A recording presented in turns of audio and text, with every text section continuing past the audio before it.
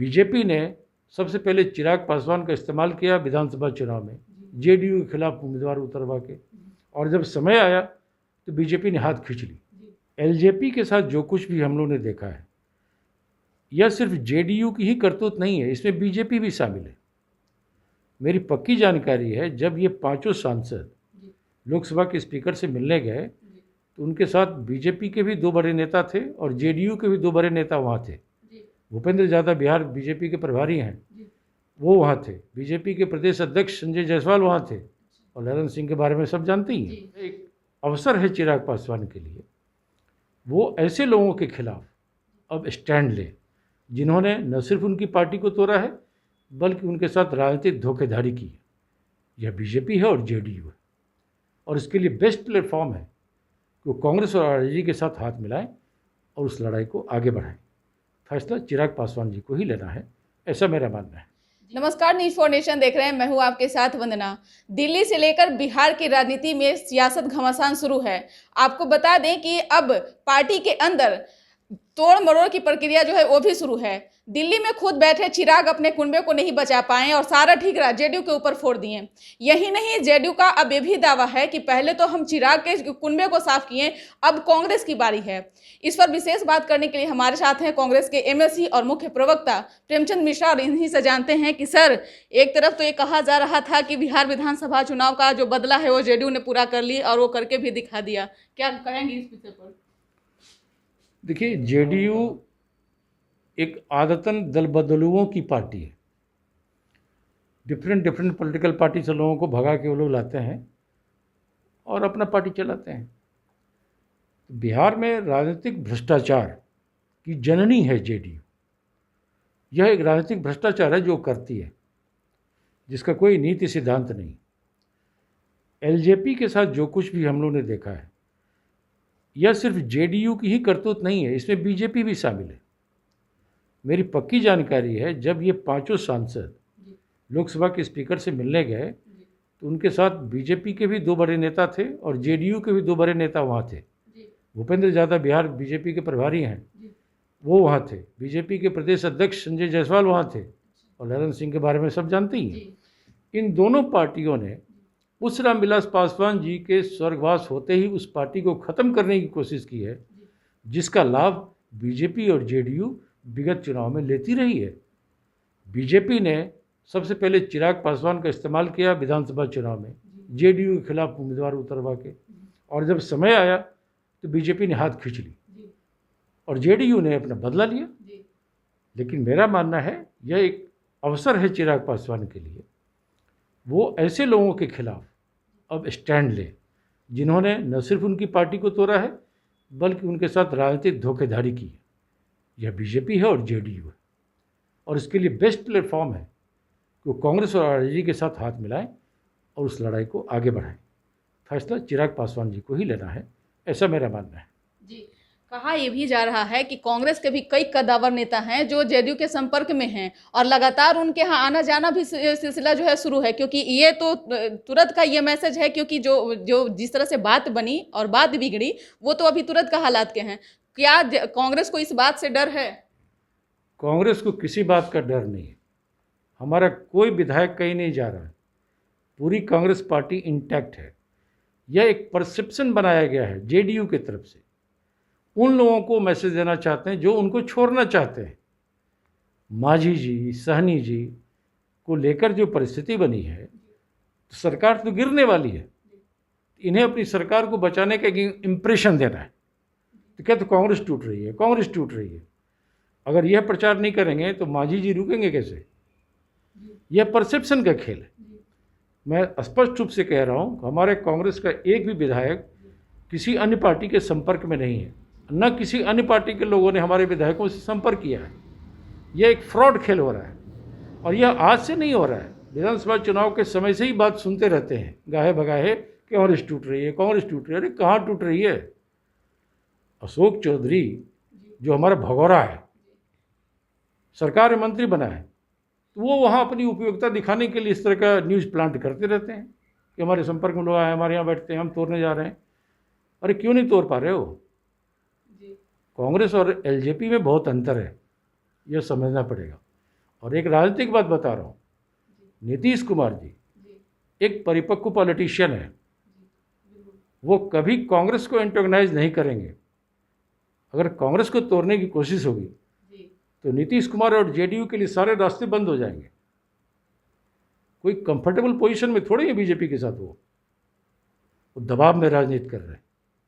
तो कांग्रेस का भी अगर दरवाज़ा बंद कर दिए तो कहाँ जाएंगे? तो मैं नहीं समझता हूँ इन बातों में कोई दम है। यह एक दुष्प्रचार है। हमारा दल पूरा इंटैक्ट है, हम किसी ऐसे झांसे में नहीं पड़ने वाले हैं। और हम तो बीजेपी जदयू को हरा के आए हैं, हमारे विधायक उनको परास्त करके चुनकर आए हैं, हम क्यों उनसे हाथ मिलाएंगे?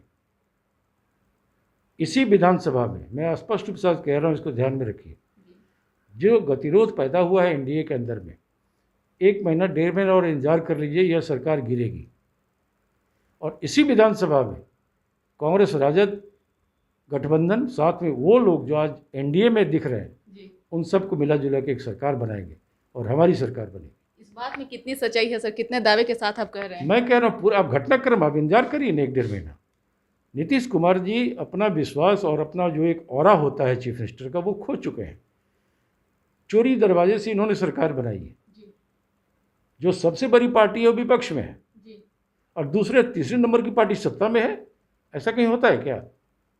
और जो सहयोगी हैं उन्हें आप अपमानित कर रहे हैं। तो जो स्थिति मांझी जी ने और साहनी जी ने उत्पन्न की है, आप ये सरकार को लेकर इतना निश्चिंत रहिए कि ज़्यादा दिन नहीं चलने वाली। क्योंकि ये सरकार गिरने वाली है। एक परसेप्शन देने की नहीं हमारे पास विधायकों को आने वाले हैं और विधायक आने वाले हैं, ये एक राजनीतिक ड्रामाबाजी है। कोई कांग्रेस का एमएलए इस सब झांसे में नहीं आता है। हम इस सरकार को हटाएंगे और अपनी ही सरकार बनाएंगे। नीतीश कुमार जिस तरह से एक तीर से चार निशाने जो साधे हुए हैं, एक तरफ जो एनडीए में छोटे मोटे जो नेता थे, मुकेश सहनी की बात करें या मांझी की बात करें, आज वो सब लोग चुप्पी साधे हुए हैं। क्या लगता है कि इस खेला से आगे क्या कुछ बिहार की राजनीति में बदलाव हो सकता है? प्रेमचंद मिश्रा ने तो ये दावे कर रहे हैं कि आए दिन हमारी सरकार बनने वाली है, लेकिन दावे तो बहुत पिछले दिनों ही से की जा रही थी। लेकिन अब ये बात में कितनी सच्चाई है, कितनी दम है सर? देखिए, जो मैंडेट बिहार का आया था वो नीतीश कुमार को चीफ मिनिस्टर बनाने के लिए कभी नहीं आया। वो तीसरे नंबर की पार्टी, सबसे ज़्यादा विधायक उनके हारे जी, बिल्कुल। वो घट के 43 पर आ गए। बिल्कुल। बिहार की जनता ने नीतीश कुमार को चीफ मिनिस्टर बनाने के लिए वोट नहीं किया है जी। और हमारा वोट और एनडीए के वोट में मात्र 12,000 का अंतर है। अगर 12,000 वोट महागठबंधन को आ जाता तो आज हमारी सरकार होती। 8-10 एमएलए हम और जीत जाते तो हम सरकार में होते। ये बहुत क्लोज फाइट हुए। इस क्लोज फाइट में अगर कोई तोड़फोड़ की राजनीति करेगा तो वो अब नहीं चलने वाला है। आरजेडी सबसे बड़ी पार्टी है जी, बिल्कुल। इस चीज़ को मानना पड़ेगा। हम उसके सहयोगी हैं, वामपंथी दल हमारे साथ हैं और मांझी जी की पार्टी, साहनी जी की पार्टी और भी कई ऐसी पार्टियां, छोटी मोटी पार्टियां जिनके विधायक चुन के आए हैं, वो सब एक दूसरे के कांटेक्ट में हैं और आने वाले समय में नया इक्वेशन बिहार में बनेगा। इससे कुछ दिन इंतजार करिए, देखिए कौन सत्ता में रहता है और कौन विपक्ष में रहता है।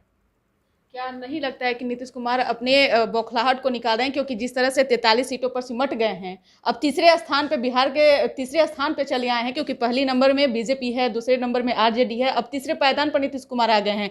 क्या नहीं लगता है कि यही सब कारण है कि तोड़ मरोड़ करने के चक्कर में भी नीतीश कुमार लगे हुए हैं? पहले नंबर पर आरजेडी है, दूसरे पर बीजेपी है, तीसरे पर नीतीश कुमार है। ऐसा कहीं हुआ है तीसरे नंबर की पार्टी सीएम बन गया और पहला नंबर वाला विपक्ष में है? तो जनता का मैंडेट तो क्लियर है। कब तक नीतीश जी एक्चुअली गवर्नेंस नहीं कर पा रहे, वो दबाव में है। बीजेपी का दबाव है, छोटी मोटी पार्टियों का दबाव उनके ऊपर है। तो कब तक ये सरकार चलेगी ये कहना मुश्किल है। ये उसी का नतीजा है कि आप कभी एलजेपी को तोड़ दिया, अब कभी दूसरे पार्टी को तोड़ने की बात करते हैं। अरे किसी को जोड़ने की बात क्यों नहीं करते हैं? जब राज्य परेशान है कोरोना को लेकर और आप लगे हैं पार्टियों को तोड़ने में, तो लोग समझ रहे हैं ना कि कौन सा खेल कर रहे हैं। ज़रूरत है अस्पतालों को ठीक करो, स्वास्थ्य सेवा ठीक करो, तो वो ना करके आप दूसरे पार्टियों में कैसे तोड़फोड़ हो, इस दिशा में काम कर रहे हैं। मैं समझता हूँ राज्य की जनता इन चीज़ों को देख रही है और नीतीश जी की जो झुंझलाहट है किन कारणों से है वो भी समझ में आ रहा है। ये सरकार जल्दी गिरेगी और हमारे गठबंधन की सरकार बनेगी, जिसमें आप देखेंगे कई ऐसे चेहरे भी रहेंगे जो आज एनडीए का हिस्सा है। यानी कि आप बातों ही बातों में कहीं नीतीश कुमार की तरफ तो इशारा नहीं कर रहे हैं सर? अब ये बताएंगे ना, समय आएगा सब दिखेगा ना। नीतीश कुमार जी कंफर्टेबल नहीं है। जो व्यक्ति बीजेपी के साथ कंफर्टेबल नहीं है जी। वो कांग्रेस के साथ रिलेशन खराब करके नहीं चलेगा। तो मीडिया में प्लांटेड न्यूज़ आप चलाइए, सब चैनल में चलवा दीजिए, वो अलग बात है, लेकिन सच्चाई कुछ और है। कांग्रेस एकजुट है, कांग्रेस पार्टी एकजुट है जी। और हम इस सरकार को हटाएंगे और अपने गठबंधन की सरकार बनाएंगे। बिल्कुल।